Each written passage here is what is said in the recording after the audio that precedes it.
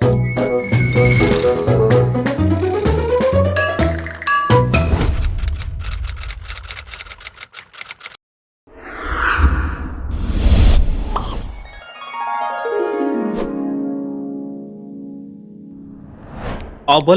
କାହାଣୀ ପକ୍ଷୀ ତୀର୍ଥ କଥା।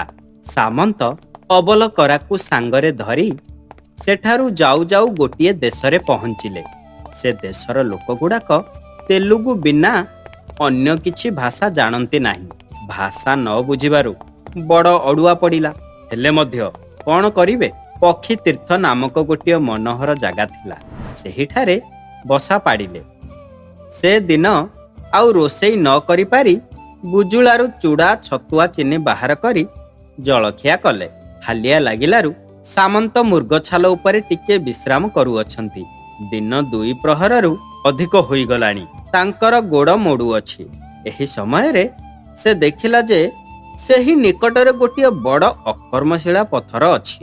ସେ ପଥରଟା 300 ହାତ ଉଚ୍ଚ। ତାହାର ଉଚ୍ଚ ଯେତିକି ଓସାର ସେତିକି ହେବ। ସେଠାରେ ସେବକ ଜଣେ କମା ବ୍ରାହ୍ମଣ। ସେ ଦହି ଭାତ ହାଣ୍ଡିଏ ନେଇ ସେ ପଥର ଉପରକୁ ଉଠିଯାଇ ସେ ଭାତ ହାଣ୍ଡିକ 2 ଭାଗ କରି ସେ ଉପରେ ବାଢ଼ିଦେଲା। ତହିଁ ପରେ ଟିକିଏ ଗଲା ଉତ୍ତାରୁ ଆକାଶ ମାର୍ଗରେ ଯୋଡ଼ିଏ ସୈନ୍ୟ ପକ୍ଷୀ ଉଡ଼ି ଆସି ସେହି ପଥର ଉପରେ ବସିଲେ। ସେବକ ବ୍ରାହ୍ମଣ ଯେଉଁ ଦହି ଭାତ 2ଟାରେ ବାଢ଼ି ଦେଇଥିଲା ତାକୁ ସେ 2 ପକ୍ଷୀ ଖାଇଦେଇ ପୁଣି ଉଡ଼ିଗଲେ। ଏହା ଦେଖି ଅବଲକରା ସାମନ୍ତକୁ ପଚାରିଲା, ଗୋସେଇଁ ଗୋସେଇଁ, କହିଲ ଏ କଥା କ'ଣ? ଏ ପକ୍ଷୀ ଯୋଡ଼ାକ କେଉଁଠାରୁ ଆସିଲେ? ଏ କାହିଁକି ଏପରି ଆସି ଖାଉଅଛନ୍ତି? ପ୍ରତିଦିନ କାହିଁକି ତାଙ୍କୁ ଦହି ଭାତ ଦିଆ ହେଉଅଛି? ଏପରି କିଏ ଖଞ୍ଜାଇ ଅଛି? ଏଥିର ମୂଳ କାରଣ ମୋତେ ବୁଝାଇ ଦିଅ। ସାମନ୍ତ ବୋଇଲେ, ଏ ତ ସତ୍ୟ ଯୁଗର କଥା। ମୂଳରୁ କହିଲେ 3 ଓଳି ଲାଗିବ। ଯାହା ହେଉ ତୁ ଯେବେ ଶୁଣିବୁ ବୋଲୁଅଛି, ହେଲା, ତେବେ ସଂକ୍ଷେପରେ କହିଦେବା, ବୁଝିଲୁ? ଏତେ କହି ସାମନ୍ତ ବୋଇଲେ, ପକା କମ୍ବଳ ପୋତ ଛତା, ବସ ଅବଲକରା ଶୁଣୁ କଥା। ପୂର୍ବ କାଳରେ ପ୍ରହ୍ଲାଦ ବଂଶରେ ପ୍ରହେତି ବୋଲି ଗୋଟେ ବଡ଼ ଦୁଷ୍ଟ ଅସୁର ଜନ୍ମ ହେଲା। ସେ ଅସୁର କଥା କ'ଣ କହିବି? ତାର ଦେହଟା ପର୍ବତ ପରି। ସେ ଏଡ଼ିକି ବଳୁଅ ଯେ ମନେ କଲେ ପୃଥିବୀଟାକୁ ଉପାଡ଼ି ଫିଙ୍ଗିଦେବ। ସେ କଠୋର ତପ କରି ବ୍ରହ୍ମାଙ୍କ ଠାରୁ ବର ପାଇ 3 ପୁର ଜିଣିଲା। ତା ଭୟରେ ଦେବତାମାନେ ସ୍ୱର୍ଗ ଛାଡ଼ି ପର୍ବତ କନ୍ଦରା ଭିତରେ ଲୁଚିଥାନ୍ତି। ବ୍ରାହ୍ମଣମାନେ ହୋମ ଯାଗ କରି ପାରିଲେ ନାହିଁ। ସେ ଦୁଷ୍ଟର ବାହୁ ବଳରେ ପ୍ରତାପୀ ହୋଇ ଅସୁରଗଣ 3 ପୁରର ସିରିଭୋଗ କଲେ। ଏହିପରି କେତେ କାଳ ବହିଗଲା ପରେ 3 ଭୁବନ ଛାରଖାର ହେବାର ଦେଖି ଦେବତାମାନେ ସେ କଥା ଯାଇ ବ୍ରହ୍ମାଙ୍କୁ କହିଲେ। ବ୍ରହ୍ମା ବୋଇଲେ, ସେ ଅସୁର ମୋ ଠାରୁ ବର ପାଇ ବଳୁଆ ହେଉଅଛି। ତୁମ୍ଭେମାନେ ଯୁଦ୍ଧ କଲେ ତାକୁ ମାରିପାରିବ ନାହିଁ। କେବଳ ତୁମ୍ଭେ ଯାଇ ଗରୁଡ଼ଙ୍କୁ କହିବ ବୋଇଲେ ସେ ବିଚାରିଲେ ତାକୁ ମାରିଦେଇ ପାରିବେ। ଏହା ଶୁଣି ଦେବତାମାନେ ରମ୍ୟକ ଦ୍ୱୀପକୁ ଯାଇ ଗରୁଡ଼କୁ କହିଲେ। ଗରୁଡ଼ ବୋଇଲେ, ମୁଁ ସେ ଅସୁରକୁ ମାରିଦେଲେ ତୁମ୍ଭେମାନେ ମୋତେ କ'ଣ ଦେବ? ଦେବତାମାନେ ବୋଇଲେ, ତୁମ୍ଭେ ତ ବିଷ୍ଣୁଙ୍କ ବାହନ। ତୁମ୍ଭକୁ କ'ଣ ଅଭାବ ଅଛି ଯେ ଆମ୍ଭେ ଅବା ତୁମ୍ଭକୁ କ'ଣ ଦେଇ ସନ୍ତୁଷ୍ଟ କରିବୁ? ମାତ୍ର ତୁମ୍ଭର କୀର୍ତ୍ତି ସବୁ କାଳକୁ ଯେପରି ରହିବ ସେହିପରି ମର୍ତ୍ତ୍ୟ ଭୁବନରେ ଗୋଟିଏ ତୀର୍ଥ ତୁମ୍ଭ ନାମରେ କରିଦେବୁ। ଏହା ଶୁଣି ଗରୁଡ଼ ବଡ଼ ସନ୍ତୁଷ୍ଟ ହେଇଗଲେ। ତାପରେ କହିଲେ, ତୁମ୍ଭେମାନେ ଏତିକି କରିଦେଲେ ମୋର ସବୁ ହେଲା। ଏବେ ଯାଇ ପୂର୍ବପରି ଗୁପ୍ତ ସ୍ଥାନରେ ଲୁଚିଯାଅ। ମୁଁ ଅଳ୍ପ ଦିନ ମଧ୍ୟରେ ତୁମ୍ଭର ଶତ୍ରୁକୁ ମାରିଦେବି। ଏହା ଶୁଣି ଦେବତାମାନେ ଗରୁଡ଼ଙ୍କୁ ନମସ୍କାର କରି ଯେ ଯାହାର ସ୍ଥାନକୁ ଚାଲିଗଲେ। ସେମାନେ ଗଲା ଉତ୍ତାରୁ ଗରୁଡ଼ ମନେ ମନେ ପାଞ୍ଚିଲେ, ମୁଁ କିପରି ଏ ଅସୁରକୁ ମାରିବି? ଯେବେ ମାରି ନ ପାରିବି ତାହେଲେ ମୋର ବଡ଼ପଣ ଆଉ ରହିବ ନାହିଁ। ଏମନ୍ତ ଭାବନା କରି କ୍ଷୀଣ ସମୁଦ୍ରରେ ବିଷ୍ଣୁ ଅନନ୍ତ ଶଯ୍ୟାରେ ଶୋଇଅଛନ୍ତି। ତାଙ୍କ ପାଖରେ ଯାଇ ମିଳିଲେ। ବିଷ୍ଣୁ ସେ କଥା ଜାଣିପାରି ନିଦ୍ରାରୁ ଉଠି ପଚାରିଲେ, କିହୋ ଗରୁଡ଼, ଦେଶର ହାଲଚାଲ ସବୁ ଭଲ ତ? ଗରୁଡ଼ ହାତ ଯୋଡ଼ି ବୋଇଲେ, ଭଲ କଥା କ'ଣ କହିବି?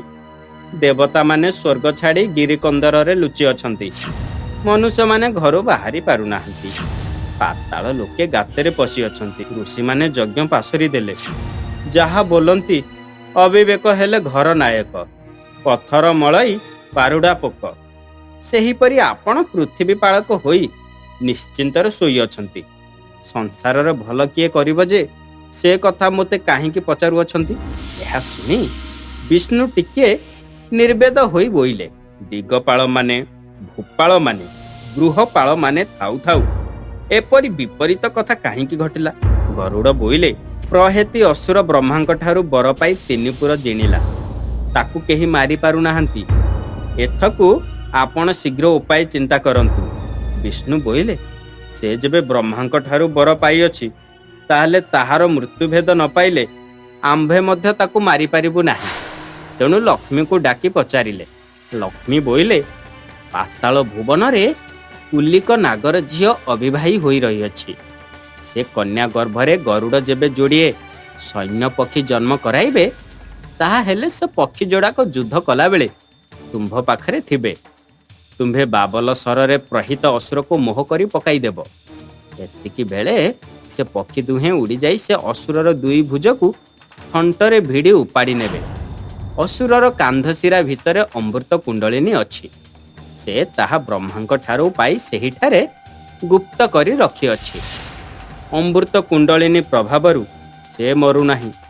ସୈନ୍ୟ ପକ୍ଷୀର ଚଞ୍ଚୁଘାତ ବିନା ଅନ୍ୟ କୌଣସି ଅସ୍ତ୍ରଶସ୍ତ୍ରରେ ତାର ଭୁଜ ଉପୁଡ଼ିବ ନାହିଁ। ତୁମ୍ଭେ ବାବଲ ସ୍ୱରରେ ତାକୁ ମୋହ କରି ପକାଇଦେବ। ସୈନ୍ୟ ପକ୍ଷୀ ଦୁହେଁ 2 ଭୁଜ ଉପାଡ଼ି ନେବେ। ଅମୃତ କୁଣ୍ଡଳିନୀ ଯୋଡ଼ିକ ଖସି ପଡ଼ିଲେ ଗରୁଡ଼ ସେ ଯୋଡ଼ିକୁ ଝାମ୍ପି ନେବ। ତାହେଲେ ଅସୁର ମରିବ। ଏ 3 କଥା ଯାକ ଏକାବେଳକ ନୋହିଲେ ସେ ନ ମରେ। ଏହା କହି ଲକ୍ଷ୍ମୀ ଠାକୁରାଣୀ ଭିତରପୁରକୁ ଚାଲିଗଲେ। ତହିଁ ପରେ ଗରୁଡ଼କୁ ଚାହିଁ ବିଷ୍ଣୁ ବୋଇଲେ, ଶୁଣିଲ ତ ଲକ୍ଷ୍ମୀ ଯାହା କହିଲେ, ଏବେ କ'ଣ କରିବା ବୋଲ? ଗରୁଡ଼ ବୋଇଲେ, ଏ ତ ବଡ଼ ବିଷମ କଥା। ନାଗମାନେ ତ ମୋର ଶତ୍ରୁ ଯେ ସେ ମୋତେ ଦେଖିବା ମାତ୍ରେ କୁଆଡ଼େ ଲୁଚିବେ ଯେ ତାଙ୍କର ଚିହ୍ନବର୍ଣ୍ଣ ଦିଶିବ ନାହିଁ। ମୁଁ ଆଉ କିପରି କୁଲିକ ନାଗର ଝିଅକୁ ପାଇବି ଯେ ତା ଗର୍ଭରେ ସୈନ୍ୟ ପକ୍ଷୀ ଜନ୍ମ କରାଇବି? ବିଷ୍ଣୁ ବୋଇଲେ, ତୁମ୍ଭେ ନିଜ ରୂପକୁ ଲୁଚାଇ ଦେଇ ମାୟାରେ ଗୋଟିଏ ରାଜପୁତ୍ର ବେଶ ଧରି ପାତାଳପୁରକୁ ଯାଅ। ବୁଝିଲ? ସେଠାରେ ଭୋଗବତୀ ନାମରେ ଗୋଟିଏ ପୂର୍ଣ୍ଣ ନଦୀ ବହୁଅଛି। ସେ ନଦୀକି ସ୍ନାନ କରିବାକୁ ନାଗକନ୍ୟାମାନେ ପ୍ରତିଦିନ ଆସନ୍ତି। ତୁମ୍ଭେ ସେହିଠାରେ ବାସ କରି ରହିଲେ ନିଶ୍ଚୟ ସେ କନ୍ୟାକୁ ପାଇବ। ଏହା ଶୁଣି ଗରୁଡ଼ ଯେ ଆଜ୍ଞା କହି ଅତି ସୁନ୍ଦର ରାଜପୁତ୍ର ବେଶ ଗୋଟିଏ ଧରି ପାତାଳପୁରକୁ ଗଲେ। ସେଠାକୁ ଯାଇ ବିଷ୍ଣୁ କହିଥିବା ପ୍ରକାରେ ଭୋଗବତୀ ନଦୀର ଘାଟ ନିକଟରେ ବସା କରି ରହିଥାନ୍ତି। ଦୈବରେ ରବିବାର ଓଷା ପୂଜିବାକୁ ଅନେକ ନାଗକନ୍ୟା ସେଠାକୁ ଆସି ନାନା କୌତୁକରେ ଓଷା ପୂଜା କଲେ। କୁଳିକ ନାଗକନ୍ୟା ନାମ ବିଦୁପ୍ରଭା, ସେ ମଧ୍ୟ ତାଙ୍କ ସଙ୍ଗେ ଓଷା ପୂଜିବାକୁ ଆସିଥିଲା।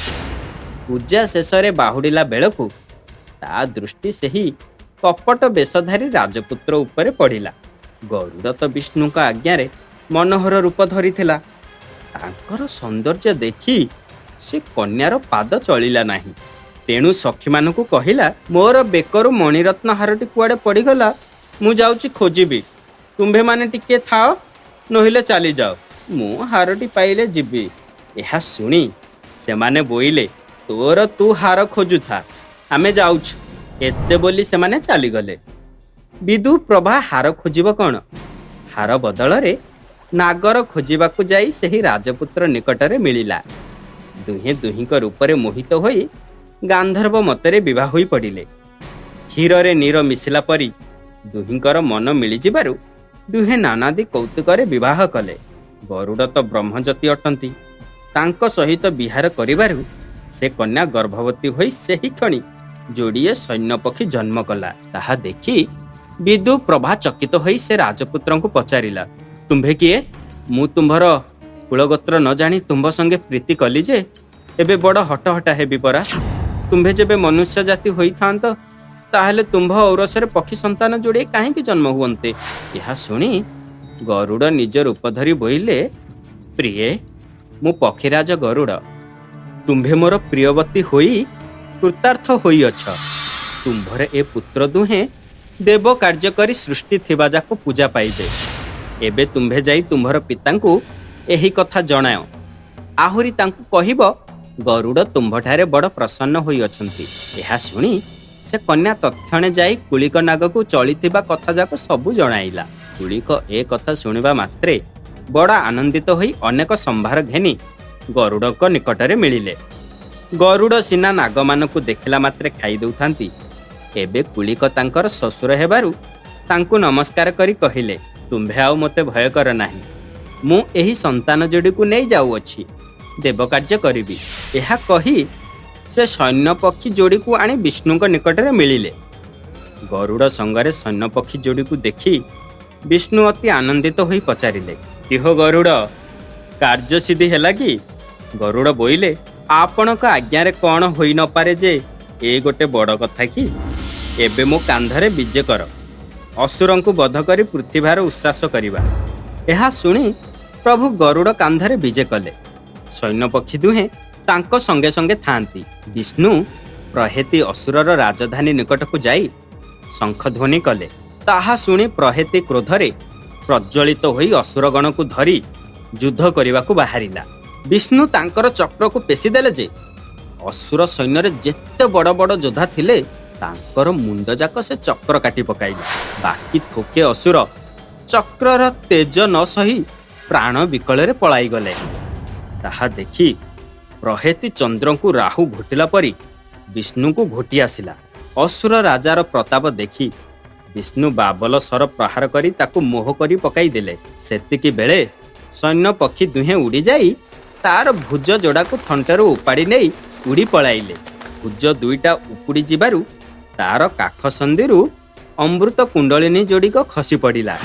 ଗରୁଡ଼ ତ ପୂର୍ବରୁ ଜାଣିଥିଲେ। ସେ ତତ୍କ୍ଷଣେ ଝାମ୍ପି ଦେଇ ସେ ଗୁଡ଼ିକୁ ନେଇ ଗିଳିଦେଲେ। ପ୍ରହେତି ଅସୁର ପ୍ରାଣ ଛାଡ଼ି ପର୍ବତ ପରି ପଡ଼ି ରହିଲା। ପ୍ରହେତି ମରିବାରୁ ଦେବଗଣ ଭୟ ଛାଡ଼ି ପର୍ବତ କନ୍ଦରରୁ ଆସି ସେଠାରେ ରୁଣ୍ଡ ହେଲେ। ସମସ୍ତେ ମିଳି ବିଷ୍ଣୁଙ୍କୁ ପୂଜା କଲେ। ଗରୁଡ଼ କହିଲେ, ଏହି ସୈନ୍ୟପକ୍ଷୀ ଯୋଡ଼ିକ ମୋର ପୁତ୍ର ଅଟନ୍ତି। ଏ ଦୁହିଁଙ୍କ ଯୋଗରେ ଦେବ କାର୍ଯ୍ୟ ସିଦ୍ଧ ହେଲା। ଏହାଙ୍କ ନାମରେ ଗୋଟିଏ ତୀର୍ଥ କର। ଏ ଦୁହେଁ ଯୁଗେ ଯୁଗେ ଥାଇ ସେହି ତୀର୍ଥରେ ପୂଜା ପାଉଥାନ୍ତି। ଏହାଙ୍କ ତୀର୍ଥକୁ ଯେଉଁ ଲୋକ ଦର୍ଶନ କରିବ ସେ ବୈକୁଣ୍ଠ ଯିବ ବୋଲି ପ୍ରଭୁ ଆଜ୍ଞା ଦିଅନ୍ତୁ। ଗରୁଡ଼ ଏପରି କରିବା ମାତ୍ରେ ଦେବଗଣ ଏଠାକୁ ଆସି ଏହି ତୀର୍ଥ ନିର୍ମାଣ କଲେ। ଏହି ଅକର୍ମଶିଳା ମଧ୍ୟ ସ୍ଥାପନ କଲେ। ପକ୍ଷୀ ଯୋଡ଼ିକ ପାଇଁ ଭୋଗ ଖଞ୍ଜିଦେଲେ। ବିଷ୍ଣୁଙ୍କ ଆଜ୍ଞାରେ ସେହି ସୈନ୍ୟପକ୍ଷୀ ଦୁହେଁ ଚିରଜୀବୀ ହୋଇ ଅଦ୍ୟାବଧି ଭୋଗ ଖାଉଛନ୍ତି। ଏ ତୀର୍ଥରେ ଯେଉଁ ଲୋକ ଅହରାତ୍ର ବାସ କରିବ ସେ ବିଷ୍ଣୁଙ୍କ ଆଜ୍ଞାରେ ବୈକୁଣ୍ଠକୁ ଯିବ। ଆରେ ଅବଲକରା, ତୁ ଯାହା ପଚାରିଲୁ ସେ କଥାର ଅର୍ଥ ଶୁଣିଲୁ। ଏଠାରେ ପକ୍ଷୀ ତୀର୍ଥ କଥା ଶେଷ ହେଲା। ଏ କଥା ଏତିକି, ଫୁଲ ଫୁଟେ କେତକୀ।